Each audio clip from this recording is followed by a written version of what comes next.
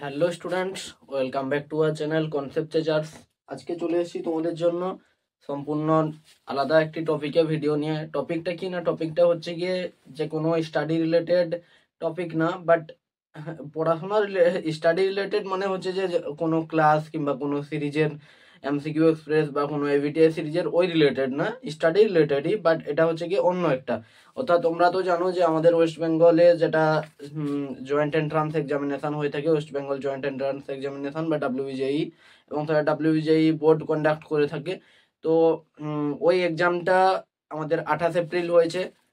এখনো পর্যন্ত রেজাল্ট দেয়নি। 7 আগস্ট একটা ডেট দিয়েছিল, বাট হাইকোর্ট সুপ্রিম কোর্ট এইরকম হতে হতে রেজাল্ট দেয়নি এখনো পর্যন্ত। তবে আশা করছি এই আগস্ট মাসের মধ্যে রেজাল্ট দিয়ে দেবে।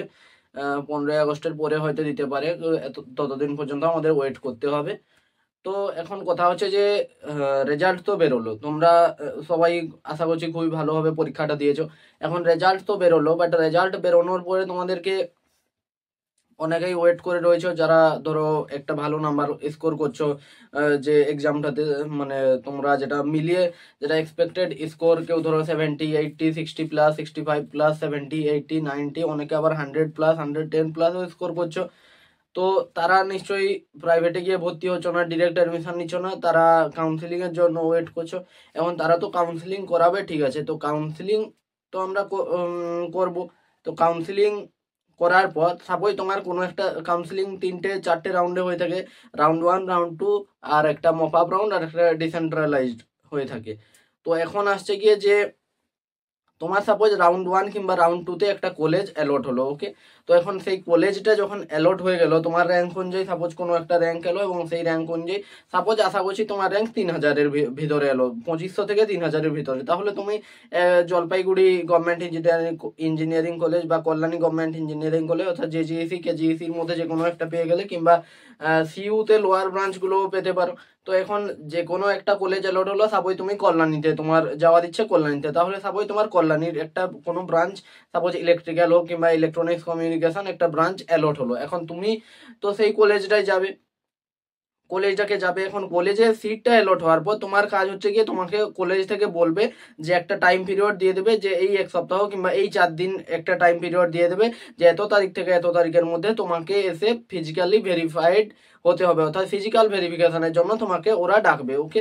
এখন তোমাকে ফিজিক্যাল ভেরিফিকেশনের জন্য যখন তোমাকে ওখানে যেতে হবে, তখন তোমাকে অনেকগুলো ডকুমেন্ট নিয়ে যেতে হবে।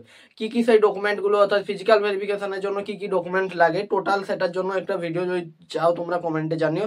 তো সেটার ভিডিও আমি পরে একটা বানিয়ে দেব পরের সপ্তাহের দিকে। তো আজকে হচ্ছে যে ওখানে তো যাবো, ওখানে যাওয়ার জন্য যে ডকুমেন্টগুলো লাগে সেই ডকুমেন্টের মধ্যে একটা হচ্ছে কি domicile certificate, very very important. যদি তুমি ওয়েস্ট বেঙ্গলের মানে বাসিন্দা হয়ে থাকো, অর্থাৎ লাস্ট 10 ইয়ার্স ধরে, অর্থাৎ শেষ 10 বছর ধরে যদি তুমি ওয়েস্ট বেঙ্গলেই থেকে থাকো, তাহলে তোমার অবশ্যই ডোমিসাইল সার্টিফিকেট লাগবে।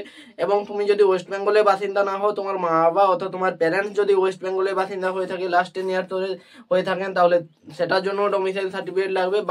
বা তোমরা যদি তুমি অথবা তোমার প্যারেন্ট যদি তোমরা বাইরের স্টেটে থেকে বিলং করো, কিন্তু তুমি ওয়েস্ট বেঙ্গল জয়েন্টের মাধ্যমে অ্যাডমিশন নিতে চাও, কাউন্সিলিং করাতে চাও, তাহলে সেক্ষেত্রেও তোমার একটা ডোমিসাইল সার্টিফিকেট লাগবে। কোনটার জন্য কি লাগবে সেটা আমি বলে দিচ্ছি।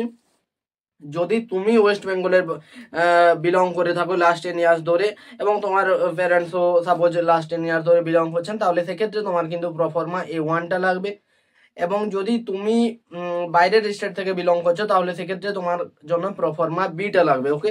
এখন প্রফর্মা A1 আর A2 দুটোই কিন্তু তুমি বিলং করছো ওয়েস্ট বেঙ্গল থেকে, এবং তোমার প্যারেন্টসও বিলং করছে ওয়েস্ট বেঙ্গল থেকে, সেটার জন্য A1 A2 দু ধরনের ডোমিসাইল সার্টিফিকেট হয়ে থাকে। এখন তোমরা বলবে কোনটা দাদা আমরা কোনটা বানাবো? না দেখো, A1টা কার জন্য, A2টা কার জন্য, আজকে আমি সম্পূর্ণ ডিসকাস করবো A1 নিয়ে, ওকে। A2 নিয়ে আমি পরে আরেকটা ভিডিও চাইলে শর্টস আকারে দিয়ে দিতে পারি, কারণ ওটাতে কোনো হেরফের নেই, কোনো একটা বিশেষ চাপ থাকে না, বাট A1টাতে একটু চাপ থাকে বানানো।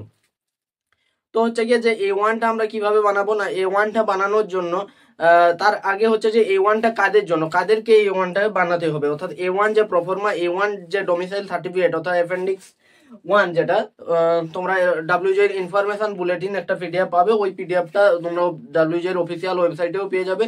তো ওইখানে গিয়ে তোমরা প্রফর্মা A1 বলে একটা থাকে, তো ওইটা হচ্ছে গিয়ে A1, ওকে, A1 ডোমিসাইল। তো ওটা তোমরা ওখান থেকে পেলে ওটা প্রিন্ট আউট করে দেন, ওটাকে কিন্তু তোমার কাজের জন্য ওটা ওটা এখন বলছি যে ওটা হচ্ছে যারা ড্রপ ইয়ারে রয়েছে, অর্থাৎ যারা ফ্রেশার্স নয়, অর্থাৎ যারা 12 দেওয়ার সঙ্গে সঙ্গে মানে 12 যেই বছর দিয়েছে ওই বছরই ডাব্লিউজে দেয়নি, তার পরের বছর অর্থাৎ 1 বছর কিংবা 2 বছর কিংবা 3 বছর ড্রপ নিয়ে পরে তারা ডাব্লিউজে জন্য এফিআর হয়েছিল, তারা ডাব্লিউজে দিয়েছে, তাদের জন্য কিন্তু প্রফর্মা A1 অর্থাৎ A1 যে ডোমিসাইল সার্টিফিকেটটা ওটাই কিন্তু লাগবে। অর্থাৎ আজকে যেটা নিয়ে ডিসকাস করবো, তাহলে দাদা তাহলে A2টা কাদের জন্য? না, A2টা হচ্ছে যারা ফ্রেশার্স অর্থাৎ ড্রপার হয়ে গেল, যারা 1 বছর 2 বছর 3 বছর টাইম নিয়ে প্রিপেয়ার করেছিল, বাট ফ্রেশার্স কারা? যারা 12 সাপোজ 2025-এ যারা 12 দিয়েছে, এটাও বলেছি যারা 2025-এ মার্চ মাসে 12 এইচএস এক্সাম দিয়েছে এবং তারা এপ্রিলে গিয়ে পরে, এপ্রিলের 28 তারিখ তারা গিয়ে পরে ডাব্লিউজেই এক্সাম দিয়েছে, তাদের জন্যই কিন্তু A2 যে ডোমিসাইল সার্টিফিকেটটা অর্থাৎ প্রফর্মা A2 বা অ্যাপেন্ডিক্স 2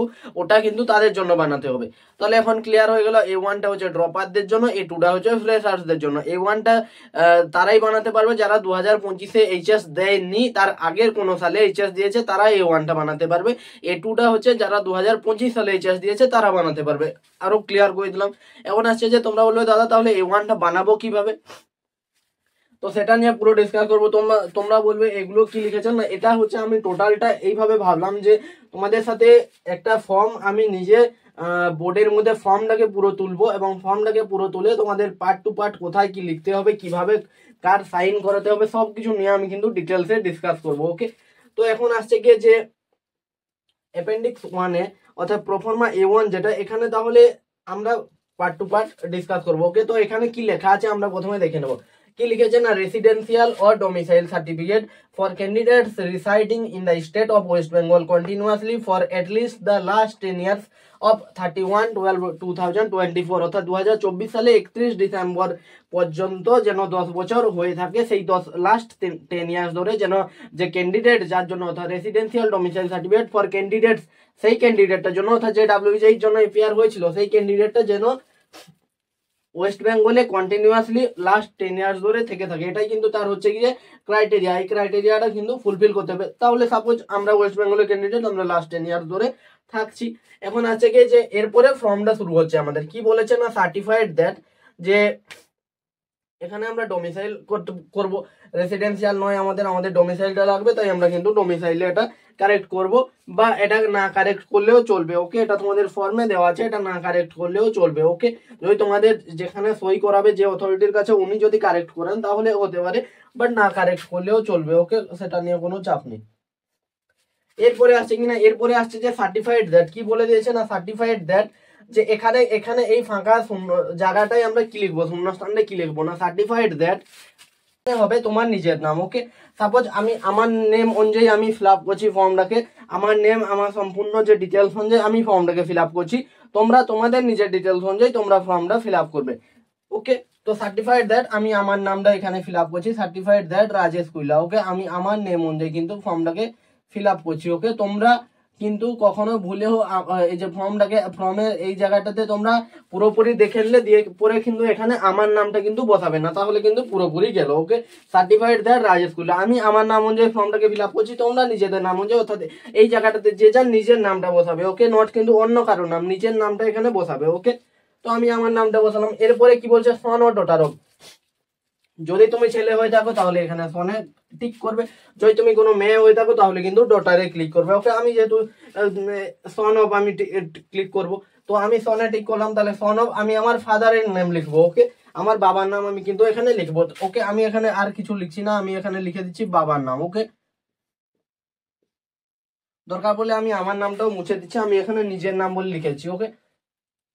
কারণ নয়তো অনেকে দেখবে, দিয়ে দেখে কিন্তু এই নামটাও বসিয়ে দিতে পারে, তখন তাদের কিন্তু পুরোপুরি ভুল হয়ে যাবে, ওকে। আমি এখানে লিখে দিচ্ছি যে নিজের নাম,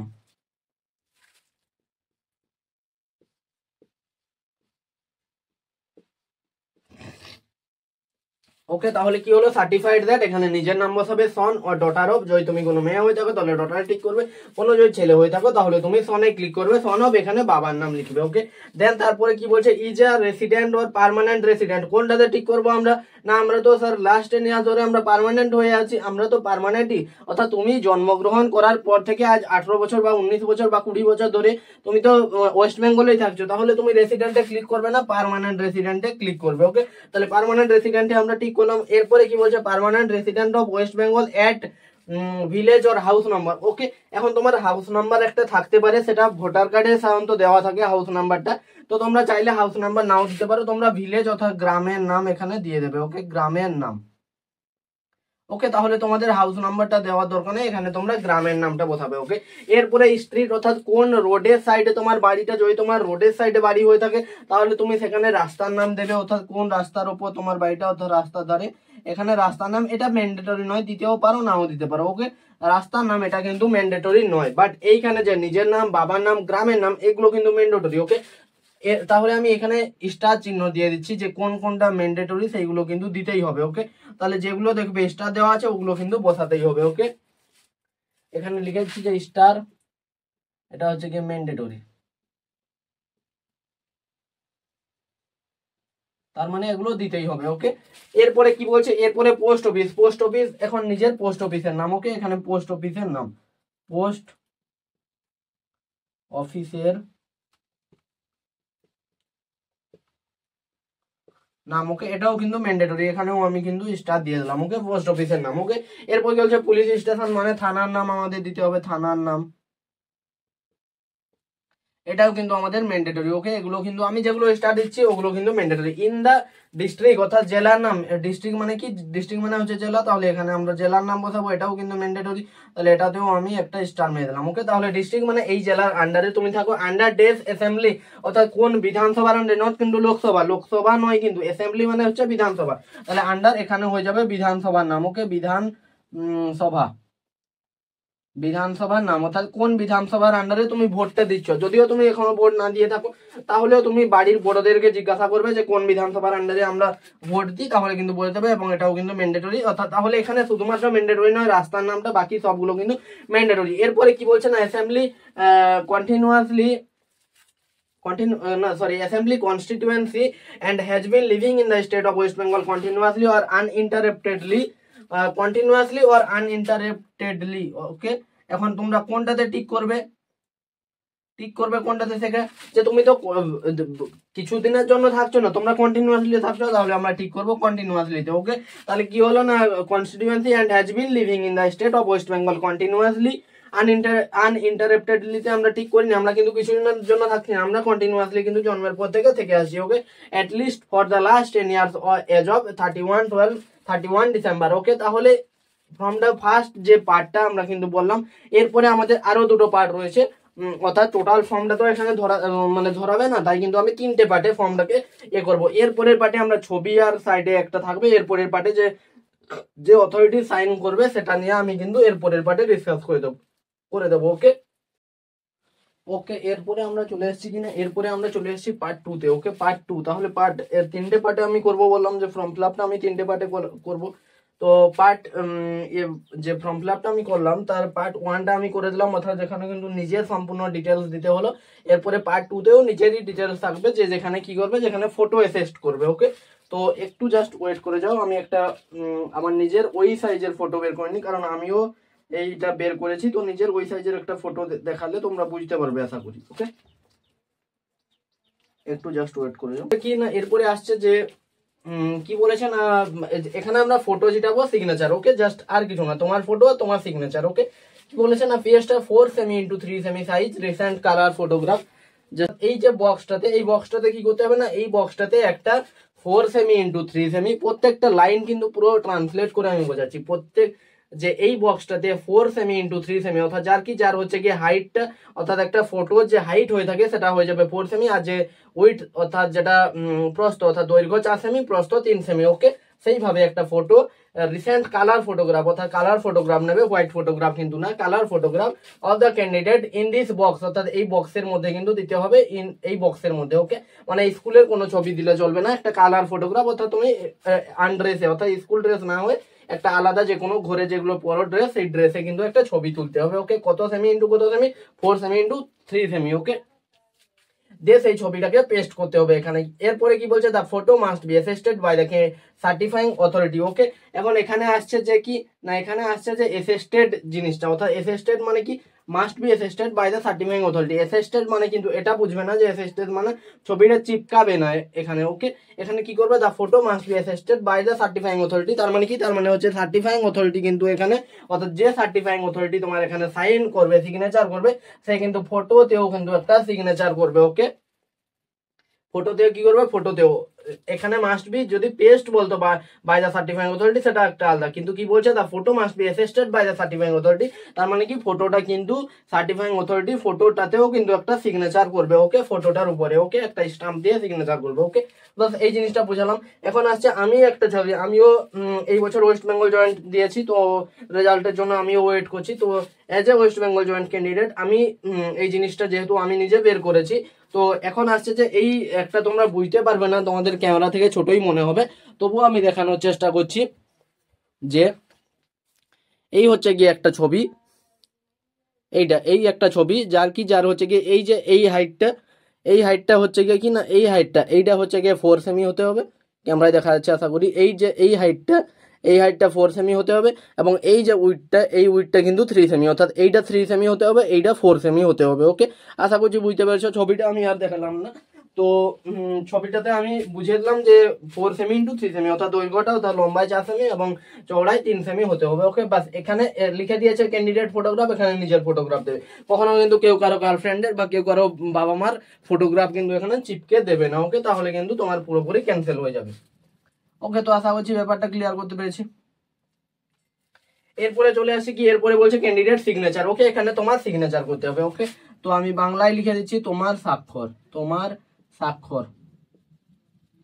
যদি কেউ এত বড় বাংলা বইতে না পারো তাহলে সই, তোমার সই, যারা মানে পুরো দেশি বাংলাটা বুঝো। ওকে, তোমার স্বাক্ষর বা তোমার সই করতে হবে একটা। ওকে, উপরে করতে পারো, নিচে করতে পারো, আমি বলবো উপরে করাটাই বেস্ট। ওকে, উপরে করাটাই কিন্তু বেস্ট। ওকে, নিজে সই একটা করবে। এরপরে কি বলেছে, সইটা কার সামনে করতে হবে সেটাই কিন্তু এখানে মাস্ট, এই জিনিসটা কিন্তু ম্যান্ডেটরি, এই জিনিসটা কিন্তু পড়বে, নয়তো কিন্তু তোমার পুরো আবার নতুন করে করতে হবে। কি বলছে, candidate must sign here in front of the certifying authority, অর্থাৎ in front of the certifying authority মানে কি, মানে যার কাছে তুমি এটাকে সাইন করাতে নিয়ে যাবে, কার কাছে নিয়ে যাবে সেটা এর পরের পার্টে আমি বলছি। তাহলে যার কাছে সাইন করাতে নিয়ে যেতে হবে তার সামনেই কিন্তু তোমাকে এখানে সই করতে হবে। ফটোটা কিন্তু তার সামনে চেটাতে হবে না, ফটোটা তুমি মানে চিপকাবে, ফটোটা তুমি বাড়ি থেকে চিপকে নিয়ে যেতে পারো। ওকে, বাট সইটা কিন্তু তুমি বাড়ি থেকে করে নিয়ে যেতে পারবে না।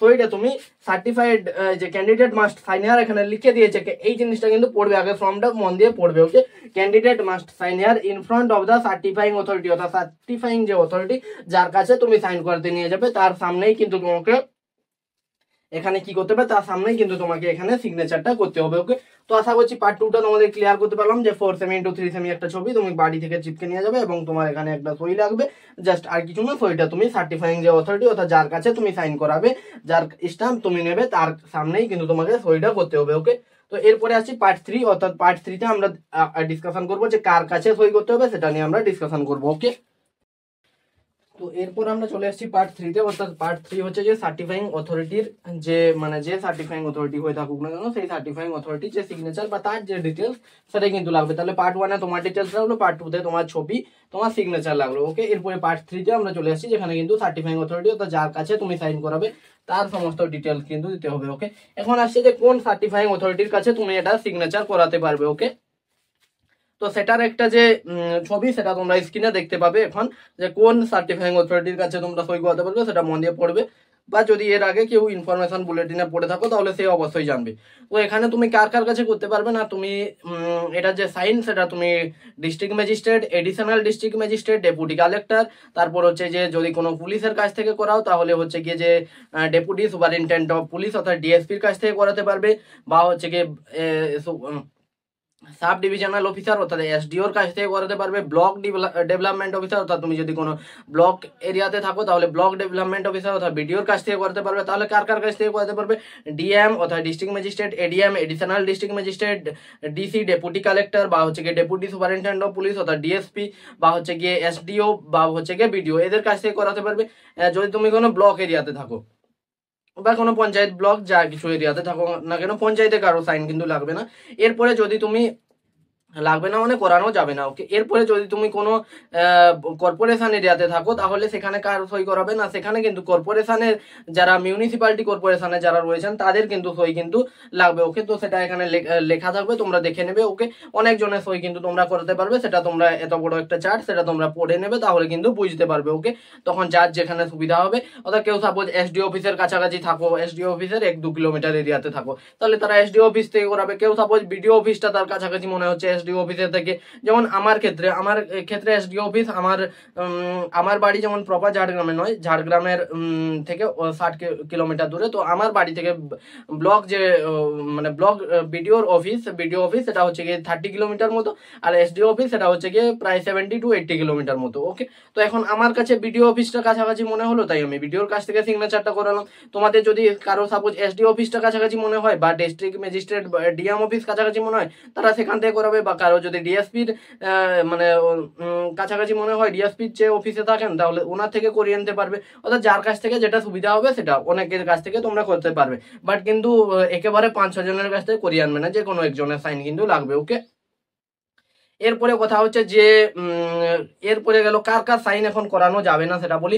কোনো সাপোজ নেতা বা কোনো মন্ত্রী, যেমন হচ্ছে গিয়ে যে কোনো তোমার যারা লোকসভাতে দাঁড়িয়ে থাকে, কোনো লোকসভার বা কোনো এমপি, কোনো এমএলএ, এদের সাইন কিন্তু করানো যাবে না। অর্থাৎ কোনো যারা রাজনীতিবিদ অর্থাৎ যারা রাজনীতির সাথে যুক্ত রয়েছেন তাদের কিন্তু সাইন কিন্তু করানো যাবে না, এবং করালে সেটা কিন্তু ইনভ্যালিড হিসাবে কিন্তু হবে। সাপোজ তুমি এটা জানলে না, তুমি করিয়ে আনলে, তারপর যখন তুমি তোমার একটা ভালো কলেজ, সাপোজ তোমার যাদবপুর ইউনিভার্সিটি হয়ে গেল, ওকে, যাদবপুর ইউনিভার্সিটিতে তুমি সাপোজ আইটি পেয়ে গেলে, ওকে। এখন তুমি কাগজপত্র নিয়ে গেছো, সেখানে কিন্তু ডিরেক্ট তোমার সামনে কিন্তু ওটাকে ছিঁড়ে ফেলে দেবে, কারণ ওখানে বলা আছে স্পষ্ট, এর নিচে লেখা ওই যে যেটা স্ক্রিনে দেখতে পাবে, ওখানে নিচে স্পষ্ট লেখা আছে যে কোনো রাজনীতিবিদের কাছ থেকে কিন্তু সাইন করানো যাবে না, অর্থাৎ পলিটিক্যাল কোনো লিডারের কাছ থেকে কিন্তু সাইন করানো যাবে না। সেটা এমএলএ হতে পারে, এমপি হতে পারে, কোনো লোকসভায় যিনি দাঁড়ান তিনি হতে পারেন, কারো কিন্তু সাইন করানো যাবে না। অর্থাৎ কোনো নেতা মন্ত্রী বা লিডার বা যে তোমার কোনো মিনিস্টার, এদের সাইন কিন্তু করানো যাবে না, ওকে। এরপরে আসছে যে তাহলে কার কাছে সই করানো যাবে এখন বুঝতে পারলে। এরপরে আসছে যে সিগনেচার, এটা কিভাবে ফিল আপ হবে, এটা তোমার ফিল আপ করার দরকার নেই, তুমি এটা পুরো ফাঁকা নিয়ে যাবে, যার কাছে নিয়ে যাবে তিনি এটা ফিল আপ করবেন। অর্থাৎ তার সেখানে যে কর্মচারী থাকবে তিনি বলে দেবেন যে ওই কর্মচারীর কাছে যাও, তখন ওই কর্মচারী কিন্তু এটা ফিল আপ করে দেবে, তিনি জাস্ট একটা সাইন করবেন, ওকে। তিনি সাইন আর সিল কোথায় মারবেন, একটা আমি এর আগে বলে দিয়েছি যে ওই ফটোটাতে তিনি সার্টিফাইং অথরিটি অ্যাসিস্টেড বলেছিল, ওই ফটোটার উপরে একটা সিগনেচার এবং একটা সিল তিনি মারবেন, এবং আর একটা হচ্ছে এই জায়গাটাতে মারবেন, ওকে। এখন তিনি পাঠিয়ে দেবেন যে কোনো একটা কর্মচারীর কাছে, ওকে। ওনার ওখানে যা লোক থাকবে উনি তো পাঠাবেন না, ওনার যে সার্টিফাইং অথরিটির কাছে যাও না কেন, ওনার কাছে পৌঁছানোর জন্য কিছু জনের আগে পারমিশন নিতে হবে। তো যার কাছে পারমিশন নিতে হবে তারা হয়তো এটা ফিল আপ করে দেবে, বা তারা কোনো একজনের কাছে পাঠিয়ে দেবে যে ওনার কাছে যাও, উনি ফিল আপ করে দেবেন। তো যার কাছে পাঠাবে তিনি যেটা ফিল আপ করবেন, signature of the certifying authority, অর্থাৎ যে সার্টিফাইং অথরিটি, এই জায়গাটা কিন্তু ফাঁকা থাকবে। এই জায়গাটা কি থাকবে, এই জায়গাটাতে কিন্তু যে হতে পারে কি না, আমি লিখে দিচ্ছি বিডিও और एसडीओ और डीएम और হচ্ছে গিয়ে এডিএম और হচ্ছে গিয়ে যে ডেপুটি কালেক্টর और হচ্ছে গিয়ে ডেপুটি সুপারিনটেন্ডেন্ট অফ পুলিশ, এদের সিগনেচার কিন্তু লাগবে, হচ্ছে এদের সাইন কিন্তু লাগবে। এটা লিখেছি এখানে, কিন্তু ওনারা সাইন করবেন, ওকে। এরপরে আছে ফুল নেম, এই জায়গাটা কিন্তু ফিল আপ করবে কে, যে কর্মচারীর কাছে পাঠানো হবে, okay. Full name of certifying authority, অর্থাৎ সার্টিফাইং অথরিটি তুমি সাপোজ তোমার ভিডিওর কাছে সই করতে নিয়েছো, তাহলে তোমার যে ভিডিও তার যে নাম, পুরো নাম, সেটা কিন্তু ব্লক লেটারে এখানে মেনশন করা রয়েছে, ব্লক লেটারে কিন্তু তার নাম, অর্থাৎ যে নেম অফ দ্য সার্ট, এগুলো আর লেখার দরকার প্রয়োজন বোধ করছি না এটা, কারণ তোমার এখানে সই করানো লাগবে না, এটা তুমি নিয়ে গেলে ওনারা ফর্ম ফিল আপ করবেন, ওকে। তো এখানে হবে যে সার্টিফাইং অথরিটি, সেটা বিডিওর কাছে তুমি যাও বা এসডিওর কাছে তুমি যাও বা ডিএসপির কাছে যাও, ওনার পুরো নামটা এখানে বসবে। এরপরে ডেজিগনেশন উইথ অফিসিয়াল সিল, অর্থাৎ তিনি কোন ডিপার্টমেন্টের রয়েছেন, অর্থাৎ যদি বিডিওর কাছে দাও তাহলে এখানে ব্লক ডেভেলপমেন্ট অফিসার এখানে লেখা হবে, যদি এসডিওর কাছে দাও তাহলে সাব ডিভিশনাল অফিসার লেখা হবে, যদি ডেপুটি কালেক্টরের কাছে দাও তাহলে ডেপুটি কালেক্টর লেখা হবে, যদি ডিএম এর কাছে দাও তাহলে ডিস্ট্রিক্ট ম্যাজিস্ট্রেট লেখা হবে, বা যদি ডিএসপির কাছে যাও তাহলে ডেপুটি সুপারিনটেন্ডেন্ট অফ পুলিশ এখানে কিন্তু লেখা হবে। অর্থাৎ তিনি কোন পদে রয়েছেন, কোন পদে তিনি কর্মরত ওইটা কিন্তু লেখা হবে। ওকে, এরপরে আসছে অফিস অ্যাড্রেস, অর্থাৎ অফিসটা, অর্থাৎ যে অফিসে তুমি যাও না কেন সেই অফিসটা কোন জায়গায় অবস্থিত সেটা কিন্তু এখানে লেখা হবে। অর্থাৎ ব্লক হতে পারে, সেটা হতে পারে এসডিও, যেমন আমার এসডিও অফিস ঝাড়গ্রামে অবস্থিত, তাহলে আমি যদি এসডিওর কাছে যাই তাহলে অফিস অ্যাড্রেস এখানে ঝাড়গ্রাম হবে। এখানে ডেজিগনেশন উইথ অফিসিয়াল সিল, তাহলে এখানে কি হবে সাব ডিভিশনাল অফিসার, এখানে এসডিও সই করবেন, এখানে ওনার পুরো নাম কিন্তু হবে। আমি সাপোজ ডিএম এর কাছে যাচ্ছি, তাহলে ডিএম অফিসটাও কি ডিএম অফিস, এখানে তাহলে DM office block letter DM office, আমাদের ডিএম যিনি তার নাম হচ্ছে সুনীল আগরওয়াল। ওকে, তো সুনীল আগরওয়াল ওখানে যা কর্মচারী যে লিখে দেবে এখানে সুনীল আগরওয়াল লিখে দেবে। ডেজিগনেশন উইথ অফিসিয়াল সিল, অর্থাৎ এখানে কি তিনি কোন পদে কর্মরত, তিনি ডিস্ট্রিক্ট ম্যাজিস্ট্রেট, তাহলে এখানে ডিস্ট্রিক্ট ম্যাজিস্ট্রেট লেখা থাকবে। Office address Jhargram, office phone number এটা সাধারণত দেয় না, বা এটা কিন্তু সরি দেয় না, ভুল, এটা কিন্তু দিতে হবে, কারণ এখানে কিন্তু অপশনাল বলে এখানে তো অফিস ফোন নাম্বার চাইলে ওরা দিতে পারে, নাও দিতে পারে, ওটা সম্পূর্ণ ওদের ব্যাপার। ওকে ওকে, এরপরে আসছে মোবাইল নাম্বার, মোবাইল নাম্বার দিতে হবে, মোবাইল নাম্বার দিতে হবে নাও দিতে পারে, অপশনাল রয়েছে। আইডি নাম্বার, মোবাইল নাম্বার দুটো কিন্তু অপশনাল রয়েছে, চাইলে ওরা এটা দিতে পারে নাও দিতে পারে, বাট অফিস ফোন নাম্বারটা ওরা দিতে পারবে। ওকে, আশা করছি। আমার ক্ষেত্রে ওরা দেয়নি, ওরা মোবাইল নাম্বারটা দিয়েছে, আর আইডি নাম্বার কিন্তু কোনো কিছু দেয়নি। ওকে, ওরা আমার ক্ষেত্রে মোবাইল নাম্বারটাই দিয়েছে, আমি যেহেতু বিডিও অফিসে গেছিলাম। ওকে, এরপরে কি বলছে, তাহলে এই হয়ে গেল, এটা সম্পূর্ণ ডিটেলস যে যে অথরিটি সাইন করবেন। এরপরে কি বলছে নোট, এখানে নোট, এখানে এটা আমি আগেও বলেছি, কি বলছে photograph are to be assisted by the certifying authority, অর্থাৎ ফটোগ্রাফের এখানে একটা তো ভিডিও এসটিও ওনার সাইন তো থাকবে নামের সাথে, অর্থাৎ সিগনেচার উইথ সিল এখানে থাকবে, সাইন উইথ সিল লিখে দিচ্ছি। Okay, sign with seal, okay sign with seal লিখে দিচ্ছি। ওকে, তাহলে সিগনেচারের সাথে সিল তো একটা থাকবে। আর কি বলেছে না নোট, এখানে নোট বলে লিখে দিয়েছে, কি বলছে photograph are to be assisted by the certifying authority, অর্থাৎ যে সার্টিফাইং অথরিটির কাছে যাবে তিনি কিন্তু ফটোগ্রাফের ওপর একটা সিগনেচার করবেন। আর কি বলছে the certifying authority may preserve are duplicate copy of the certificate as a record, অর্থাৎ রেকর্ড হিসেবে উনি কিন্তু এই সার্টিফিকেটের একটা ডুপ্লিকেট কপি অর্থাৎ একটা জেরক্স কপি, হার্ড কপিটা তোমাকে দিয়ে দেবেন এবং জেরক্স একটা কপি উনি কিন্তু রাখবেন। ওকে, তো মানে রেকর্ড হিসেবে। ওকে, তো আশা করছি এটা বোঝাতে পারলাম তোমাদের সম্পূর্ণ। তাহলে পুরো ফর্মটাকে আমি এখানে তুলে নিয়ে তারপর বোঝাচ্ছি। ওকে, এইটা আশা করছি ইউটিউবে প্রথমবার এরকম আমরাই করছি, আমাদের চ্যানেলেই পাবে তোমরা যে পুরো ফর্মটাকে কিভাবে ফিল আপ করতে হবে, ফর্মটাকে বোর্ডে তুলে নিয়ে আমরা কিন্তু ডিটেলসে, আমি তো আশা করছিলাম 10 মিনিটের ভিডিও হবে, বাট ভিডিও ডিউরেশন কিন্তু 20 থেকে 25 কিংবা ম্যাক্স টু ম্যাক্স 30 মিনিটও হয়ে গেছে আশা করছি। তো 30 মিনিটের মধ্যে পুরো ডিটেলসে বোঝালাম। তো আশা করছি ইউটিউবে প্রথমবার এরকম একটা ভিডিও অনেকে দিয়েছে আমি দেখেছি, বাট ওরা কিন্তু সম্পূর্ণ ডিটেলসে বলেনি, ওরা জাস্ট ফর্মটাকে স্ক্রিনে দেখিয়ে দিয়েছে, তারপর কিভাবে ফিল আপ করতে হবে ওরা কিন্তু ফর্মে আর দেখায়নি। ওকে, ওরা জাস্ট বলে দিয়েছে। তো আশা করছি আমি যেভাবে বোঝালাম আশা করছি ক্লিয়ার করতে পেরেছি। তো যারা এখনো বানাওনি প্রফর্মা A1 ড্রপার যারা রয়েছে তারা অবশ্যই বানিয়ে নিও। কিভাবে বানাতে হবে পুরো ডিটেলসে বললাম। আশা করছি ভিডিওটা তোমাদের খুবই ভালো লাগবে। যদি ভিডিওটা কোনো তোমাদের কোনো সাহায্যে এসে থাকে তাহলে অবশ্যই ভিডিওটিকে লাইক একটা করো, চ্যানেলটিকে সাবস্ক্রাইব করে পাশে থাকে বেল আইকনটি প্রেস করে দাও। যদি ভিডিওটা খুবই হেল্পফুল হয় তাহলে একটা কমেন্ট করে জানাও যে হ্যাঁ দাদা বা হ্যাঁ ভাই ভিডিওটা হেল্পফুল হয়েছে, থ্যাংক ইউ। এই ধরনের ভিডিও আরো চাই। এরপরে আমি আরেকটা ভিডিও আনবো যে টিএফডব্লিউ সার্টিফিকেট, অনেকে টিএফডব্লিউর জন্য অ্যাপ্লাই করে থাকে, তো ইয়েস করে থাকে, তো টিএফডব্লিউ সার্টিফিকেটটা কিভাবে বানাতে হবে সেটাও তোমরা কিন্তু পাবে, সেই রিলেটেড একটা ভিডিও আনবো। আর যদি তোমরা যে ফিজিক্যাল ভেরিফিকেশনের জন্য কি কি ডকুমেন্ট লাগবে সেই রিলেটেড যদি তোমরা ভিডিও চাও তাহলে কমেন্টে জানাও, তাহলে সেই রিলেটেডও একটা ভিডিও আমি দিয়ে দেবো। ওকে, তো আশা করছি ভিডিওটা খুবই ভালো লেগেছে।